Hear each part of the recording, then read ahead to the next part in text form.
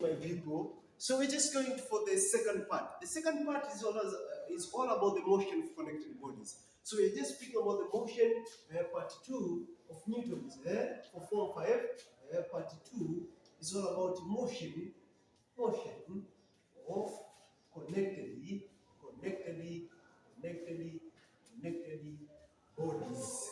Bodies, bodies. Let's speak about this.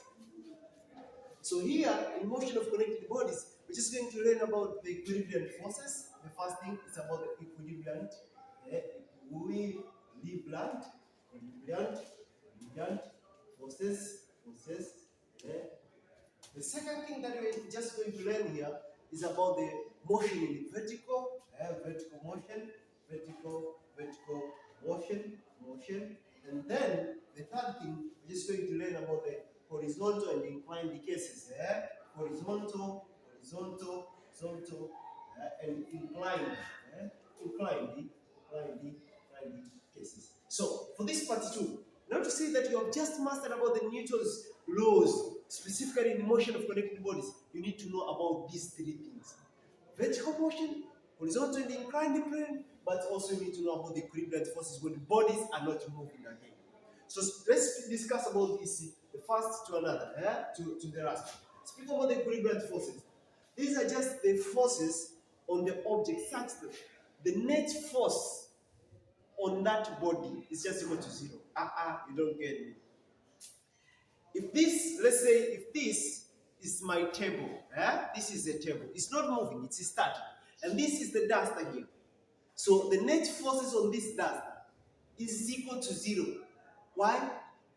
It's because it's not moving. Whenever there is no acceleration on the body, that means the net force on that body is just equal to zero. Why? Force is just equal to ma. So m times 0 is just equal to 0. The second thing that you need to know why, it's because if there was an excess force on that body, it could move that direction.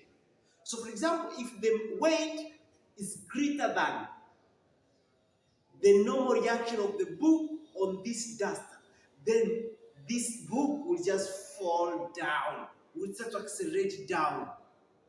So always the net force is to the direction of the motion. And when there is no motion, meaning there is no acceleration, there can be a velocity, but cannot have acceleration. So specifically, I'm specifying if there is no acceleration, the net force is just equal to zero. When they say a body is moving with a constant velocity, that means the acceleration is equal to zero. But there is a velocity, my man. So you get it? Okay. Let's speak about this. So the body can be moving, having a certain velocity, but the net force on it is just equal to zero if it is moving with a constant velocity. I think you get it. So let's speak about the equilibrium forces. Speak about the equilibrium forces in when the bodies, all forces acting on the body has just its summation is just equal to zero. Speaking about the equilibrium forces now, the part A, equilibrium forces, equilibrium forces. These are the forces acting on the body, forces acting on the body such that the net summation is just equal to zero. For example, let's say a book here placed on the table. So its weight, mg, has just balanced the normal reaction. So the normal reaction plus the mg, which is negative mg because they act oppositely. This is just equal to zero, meaning the acceleration is just equal to zero. So speaking about this, r will just be equal to mg. This comes to that side. This is one of the equilibrium forces. Or for example, let's take a board. Another example, example 2. A body, let's say, has attached to somewhere here. A body, let's say a body of mass, certain mass here, has a string actually. So has been attached here. Let's say a board here. Let's say a board here, a board here. Then this string has been pulled, let's say, by a certain force somewhere here. So this one let's say this. So here, the weight is just balanced to the tension. So speaking about here, the net force, since there is no acceleration, if the weight would be larger than the tension, it will fall down. You get it? So speaking about this, tension is just equal to mg. Why? It's because the acceleration is just equal to 0. So meaning that E plus the negative mg, this is just equal to m, acceleration is just equal to 0 because this is the net force. This one in opposite direction, that's why I put in the negative. So speaking about this, that's why we say T is just equal to, those are all the equilibrium forces. We'll just discuss about its equations on how to perform its equations. Let's discuss about the vertical motion. Here in the vertical motion, we'll just discuss about the two cases. On my book there, I've just put it about the pulley system and about the lift. Those are examples, or I think they are all the examples, the two examples about the lift case and about the pulley system. Those are just the examples for the vertical motion. Let's discuss about this, the part 2, about the vertical motion now. How about when bodies move, when bodies moves, connected bodies, about the lift. Let's discuss about the lift. Lift, when a person in a lift, so the vertical motion in a lift, there are different cases that you need to know here. The first case, when a person, a lift, moving upward with acceleration A. Acceleration A. So let's say this is the lift. A person inside is moving upward with a certain acceleration. Person inside a lift. So has weight mg downward, and he is experiencing a normal reaction from the lift case. So the lift exerts the normal reaction on a person. So this means now the R, you get it? You choose the net force to the direction in which the lift proceeds. So since it proceeds upward, this means the R is greater than mg. So on speaking about this, we can say R minus mg. Why? Because the mg is downward, opposite to that direction of A. Because R is to the direction of A. This means R is greater than mg. So R minus mg is when we get the net force, Ma. So speaking of this, we can find R as M, then A plus C, G. Yeah. How about when the body is just moving downward? When the body is moving downward with the acceleration, which is in case number 2 to consider, when a lift is moving downward now, a person in a lift, a person in a lift, a person in a lift, a person in a lift. So the lift moves downward with acceleration A. So its weight, his weight is mg. Mg, the normal reaction R. So speaking about this R, since a person moves downward, then mg is greater than R. So we take mg minus R, so as we get ma. You get it? So speak about R, if they ask you to find the normal reaction, it's all about M, then A minus who? Minus G. That's all about R. Yeah? So let's speak about it. Let's speak about how about if a person moves with a constant velocity. When a person moves with a constant velocity, let's speak about when a person moves with a constant velocity. Speaking about a person who moves with a constant velocity, number 3, when a person in a lift moves with constant velocity,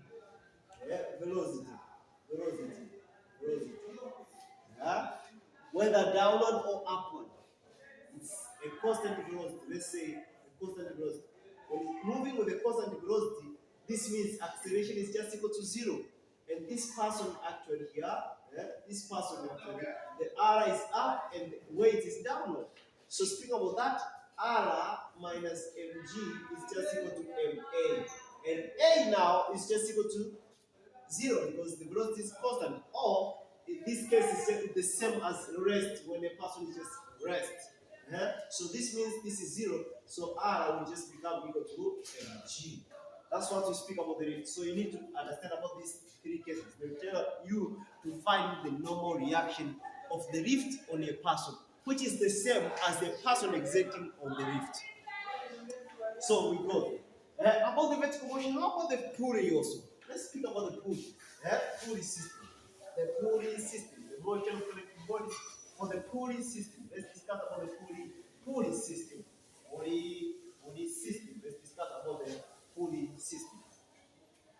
Now for a pulley system, for a pulley system, for a pulley system,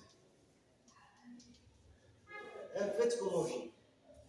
So for a vertical motion, let's say this is the pulley here, and actually there is a mass, M1, and this is the mass, M2.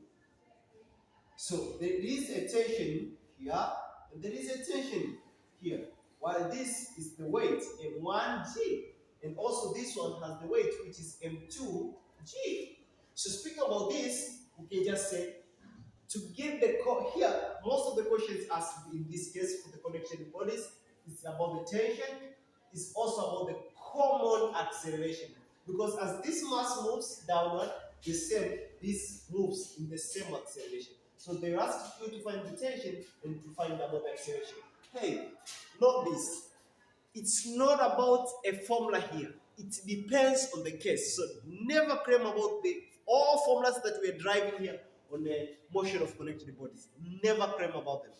Just listen to the case and understand how am I driving. So just drive some cases here for the motion of connected bodies, so as you may adapt on how to drive your own formula depending on the case. So for example, it's a pulley now. I just start. If they give you the direction, you follow the direction. If they don't give you the direction, you assign your own direction, and then the answer, if you can get the positive or the negative answer. If you get the negative answer, that means the direction that he proposed was opposite to that. So you are not wrong if you get the negative answer. You are correct. Just on marking, we will just look to the demonstration of your question. Where is the direction you assigned? And sometimes they ask you about the direction. What is the direction now of acceleration? If you got the negative answer, you say the opposite direction toward the mass that you didn't select. So let's discuss here. For example, I just select the direction downward. This is the heaviest mass. So if it moves down, if the system now, since it is connected bodies, this is now the system of the two masses. So if it accelerates downward, the first thing you consider the free body diagram. So each mass you consider them separately. For example, talk up. So you consider the masses separately. For example, I consider for mass 2. I just say M2G. Since it moves down, the weight of M2 is greater than the tension. So this means minus the tension is just equal to M2A. Hey, consider the specific mass to generate a specific equation. Don't combine them, the effects. So I've just considered for mass 2, motion for mass 2, to get the net force on mass 2. So then I come to consider the mass 1 to generate its acceleration. M2, though they have the common equation, but you need to consider the free body diagram. So this is mass 1. Mass 1 here, and I just look on it. Which one, to which direction is the mass proceeding? If this comes downward, then this is moving upward. So the tension is greater than the weight of mass 1. So tension will be minus M1G. So the net force on M1A, that's why it moves upward, because the tension is greater than the weight of M1. So this is equation number 2. From there now, you just submit the equations so as to get the common acceleration. So when I just submit the equations, I get positive, tension is negative, it cancels. So I just get the M2 plus, minus, this is negative, M2, M minus M1, G, then it's just equal to M1, M2 plus M1A. So getting the common acceleration A is just equal to M2 minus M1 over M2 plus M1 G. That's the common acceleration. Let's discuss actually about the horizontal and inclined plane. So here are many cases that should be considered. A lot of cases will be considered. So I'll just combine the vertical, the horizontal, the inclined plane. Different cases I'll just consider so as we may get the common acceleration and the tension. Motion of connecting bodies. So discuss about the motion of connecting bodies. Let's discuss about this now. Let's speak about this now. So number 3 is about the horizontal. So I'll just start with case 1. Let's discuss about case 1. No formula should be claimed here. You just depends on the question. How is the question asked? And so you just drive depending on the scenario that you have been given. So let's, for example, I've been given a body is moving like this. On a table, having a pulley here. So I have here a mass 1, M1, being pulled in with a centennial string, pulling a mass 2 here. So the tension here to resist the pulling and the tension here to resist the force. So actually, this board here will just move. Let's say the acceleration moves it downward. So what am I going to consider? I just consider the free body diagram. Just see for mass 2 now. For mass 2, what is the equation now? I just say the M2G, which is the weight, is greater than the tension. That's why the acceleration goes down. So just say M2G minus tension. This is just equal to M2A. So this is equation 1. I just consider for mass 2. Mass 2, mass 1. Mass 1, since it goes down, this means it goes on the right hand side. So what happens, meaning M1A is always provided by the tension. There is no any other force. Unless you have been told there is a friction force here. If there is a friction force here, this means you consider the friction force. You say the tension minus the friction force because it opposes. So even if they don't tell you there is a friction, they can tell you the rough surface. When a body is pressed on the rough surface, that means there is a friction force. So if they just say it was on the smooth table, that means you just drive it like this. So for the smooth case, for example, this case is for smooth case, meaning there is no friction.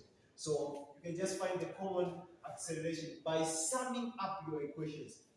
So by summing up, you get what this so M1 plus M2, the common acceleration A, then it's just equal to tension, and tension is cancelled because this is positive, this is negative. And so M2G. Actually, for this case now, to get the common acceleration, you just get it as A equal to M2 over M1 plus M2, then G. You got it. That's how we drive, my man. You don't cram about these formulas. Let's speak about case 2. Any case, you see, case 2. Let's speak about the case.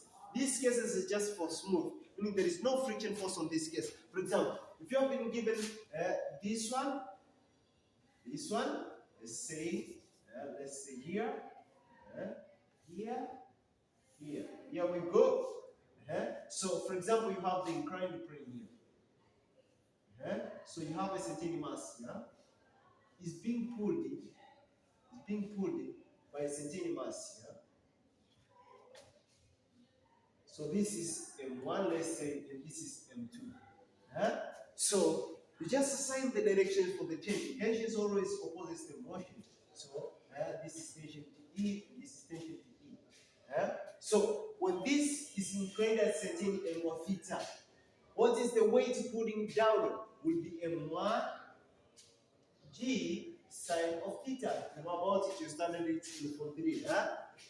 So you resolve it, you resolve the weight weight goes directly downward. So when you resolve it vertically and horizontally, you get the mg sin theta, while this one is mg cos theta. I think you remember about that. So what is the force pulling downward? If this one starts to go in that direction, it moves with the acceleration A. What happens? You consider for mass 1.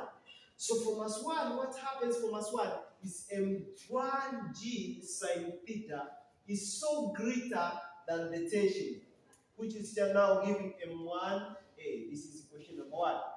And when discussing about m2, this means the tension is the one providing the acceleration for m2.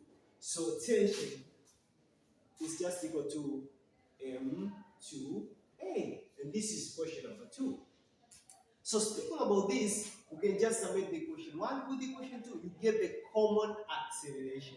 And when you get the common acceleration, you can just find the tension by substituting it here.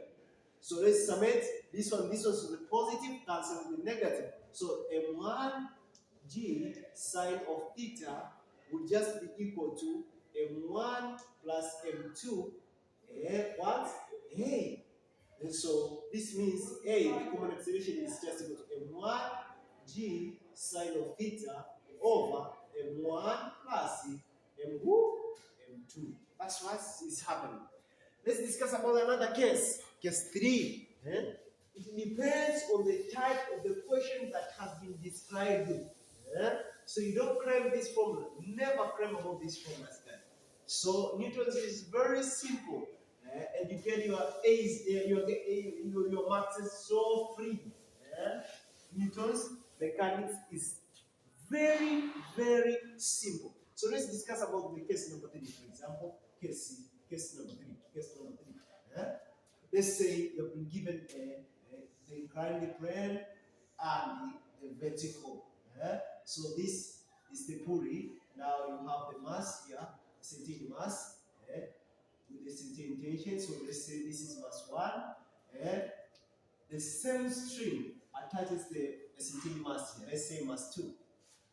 So if this is the angle of inclination, so what happens? We can just say the weight that pulls down, is about m2g sine theta. If we resolve its weight now, so you get the mg sine theta, m2g. So what happens actually? And you choose. If they give you the direction, for example, let me choose the direction of acceleration is this one.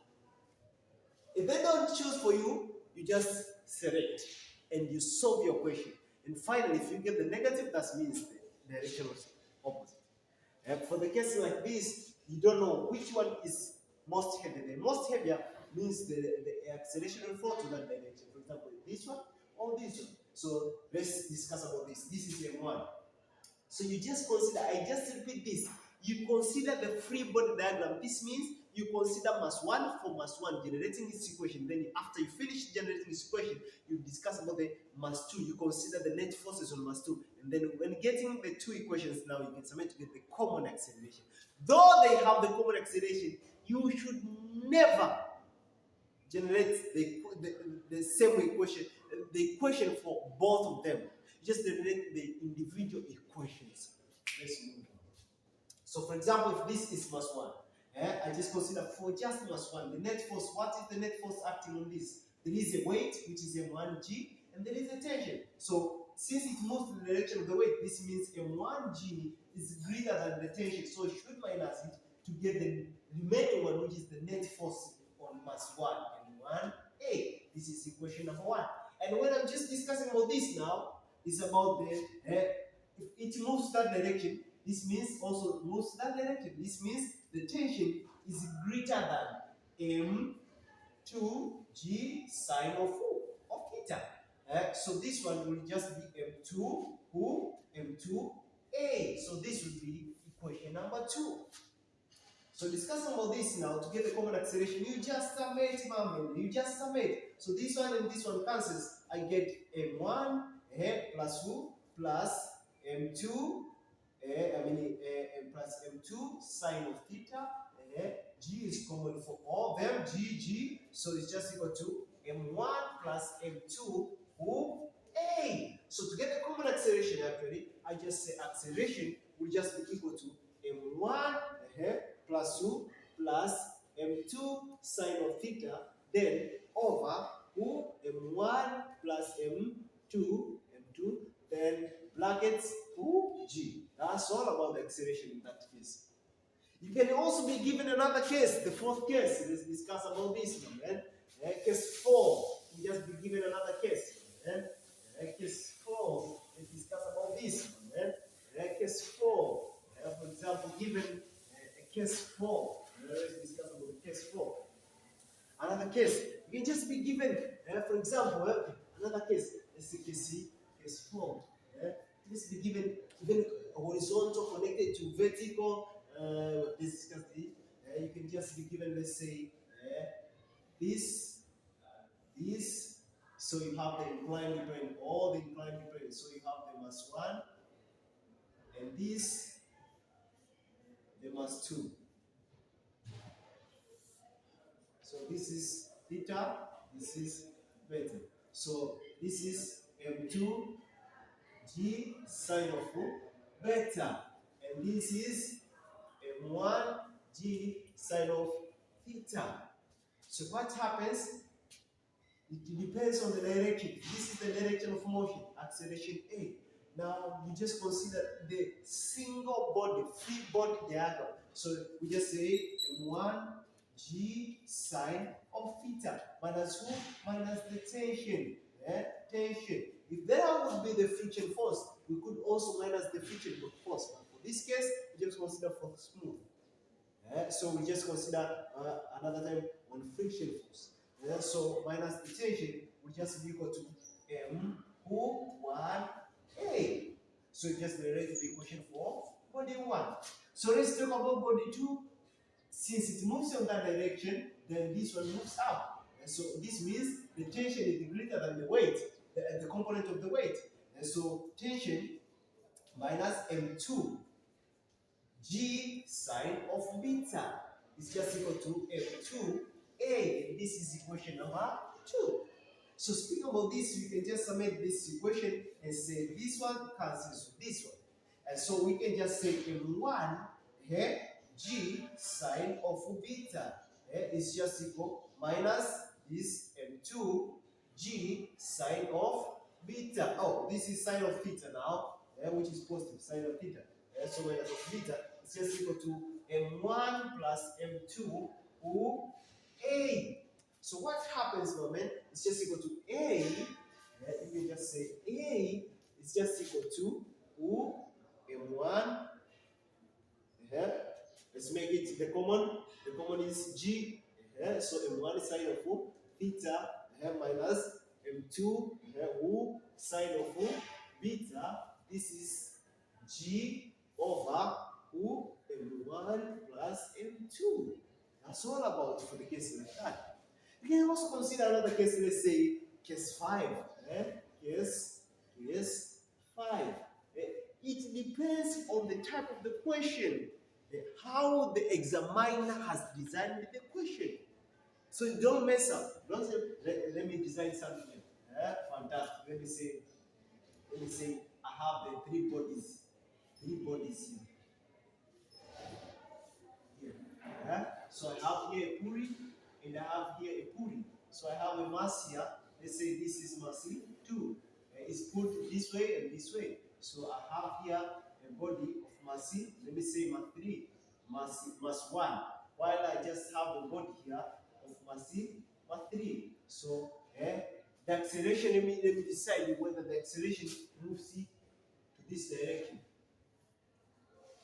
So this one is the heaviest one, pulling all the three bodies. So what can you do? You just generate the free body diagram for each mass. You just generate the equation. For each mass, you consider the net forces. For each mass, you consider the net forces to generate their respective equation. So for example, I can just consider if the body is moving in this direction, this means the weight of this body is so greater than its tension here. So since the strings are true now, we can have tension 1 and tension 2. So this one is tension 1, and here, let's say this is tension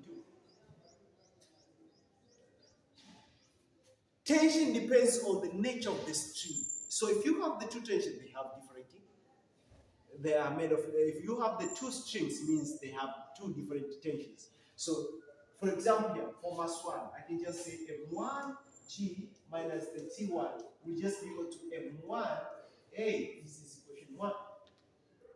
How about this one? This means T1 is the one pulling to this direction, and it is the one with the strength than T2. That's why it is pulled to that direction. So minus T2 is just equal to M2A. This is equation number 2. So I just look to the mass 3. What is happening? T2 means is greater than. Don't forget, this is not mg, it is inclined. So it's just equal, if this is her theta, is m3g, but sine of theta. So the T2 minus that weight, which is m3g sine of theta, will just equal to m3a. This is equation number 3. That will be the equation number 3.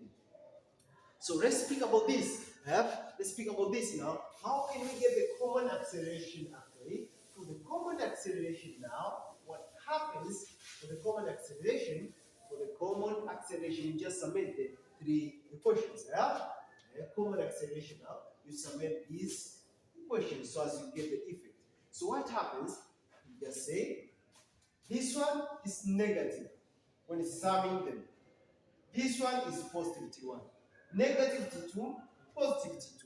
So what happens is M1G, so I just have M1G, then how about this? This is minus M3G sine of who? Of theta. This is just equal to M1 plus M2 plus M3 who? A. So to get the common acceleration here now, A will just be equal to M1G minus 2 M, let's say M1 minus M3 sine of theta. This is G is common for them, so over M1 plus M2 plus M3. That's what we speak about the common acceleration. You got it. How about the case?